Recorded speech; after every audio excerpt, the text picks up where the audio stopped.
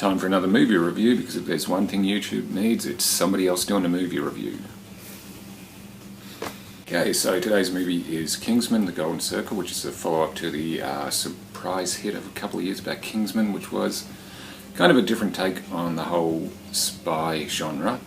It had Samuel L. Jackson as a lisping villain, had Colin Firth, who was turned into a badass, of all people to make a badass, Colin Firth, and it also had a small role for Mark Hamill, and everything's better with Mark Hamill.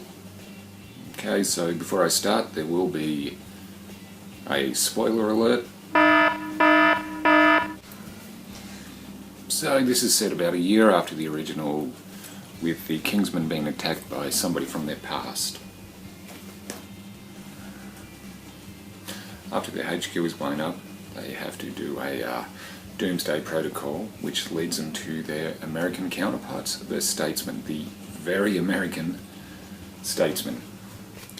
At the Statesman headquarters, we find that everyone there is named after a whiskey, whereas in the English Kingsmen, they're actually named after, Arthurian legends and that type of thing. You have people with names like whiskey and etc. At the Statesman's HQ, we actually find out that Harry is still alive, which just proves one thing. In a movie, even if you get shot in the head, you can still come back for the sequel. So in this one, Harry actually has amnesia, so he doesn't remember his spy training or anything like that, so they have to find a way for him to remember. The villain this time is played by Julianne Moore, named Poppy, who pretty much wants to take over the world with her drug trade.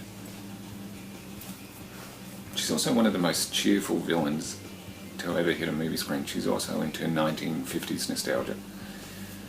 She actually lives on an island which is decorated with 1950s like stores and cafes and that type of thing. I mean, none of this movie is to be taken seriously. I mean, it is fun though. There are some really good action scenes though. There's an excellent car chase at the start, some really good hand-to-hand combat, and there's also a really funny cameo from a well-known musician, which is pretty much just worth seeing it for that. It's also fun to watch the culture clash between the Americans and the British, where the British are very British, the Americans are very American. So watching the two styles mesh together, it's fun. So is it any good? I did enjoy it. It's the usual, it's a sequel, so it's not going to be as fresh as the first one. All the cast do well, like Jeff Bridges, Julianne Moore, and Channing Tatum, who is in there for a bit, but then he's sidelined for a while due to, well, I don't want to say why, but something to do with the plot. Is it better than the first one? Oh, I wouldn't say it's better. It's like most sequels. It's bigger, it's louder, it's longer, at 140 minutes.